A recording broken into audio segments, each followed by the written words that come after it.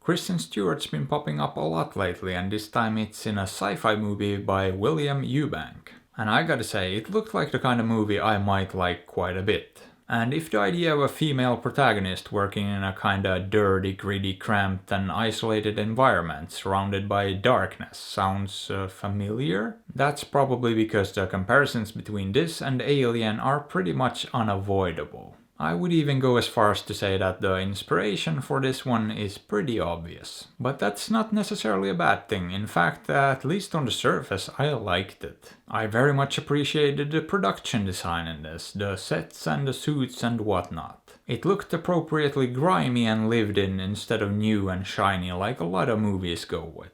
But what's the idea here? What's the premise and what's the story even about? Well, as the title might suggest, the movie takes place underwater, on a state-of-the-art drilling rig. And the title sequence immediately hints at something ominous going on. There have apparently been some sort of anomalies detected, and that's pretty much all I'm gonna say about that. But rest assured, things go wrong and the crew on the rig has to deal with it. And you know, if you've seen Eubank's previous movie, The Signal, you might expect it to get weird. You might expect it to take some left turns and go down some interesting paths. However, if that's the case, then you're in for a disappointment, because it really doesn't do that. In fact, this is a very linear and straightforward movie with basically no surprises. There are really no twists and turns, and not once did it manage to do anything unexpected. Or well, actually once it did, very early on, but that's pretty much it. I will also have to say that the characters are about as one-dimensional as they get. They're very flat and boring, and as a result I didn't really care for any of them. Well, TJ Miller's character to some extent, I guess, because at least he was moderately funny. But I feel like they sort of botched the comedy in this as well, because the direction and the editing didn't really facilitate the humor. It just kinda let the jokes out and immediately moved on without letting them breathe or without emphasizing them in any way. Not that there's a whole lot of humor in it to begin with, so it wasn't a massive loss in that sense. But I feel like if you bring in TJ Miller, at least give him something to work with.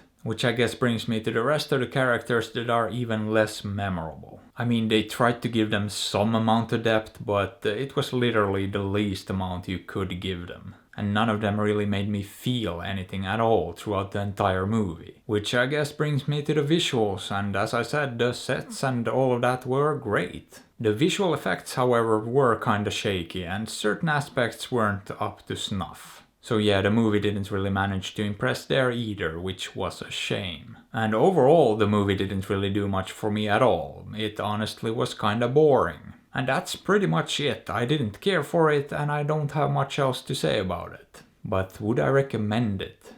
Not really. There are better things to spend your time watching. So I'd say this one is fairly safe to skip, or you could not do that. After all, I'm not your dad. But hey, what are your thoughts on this? Have you seen it? Did you like it? Let me know. And if you enjoyed the video, maybe give it a thumbs up or sub to the channel, because that would be fantastic. And if you'd like, you can also support me on Patreon or PayPal through the links in the description.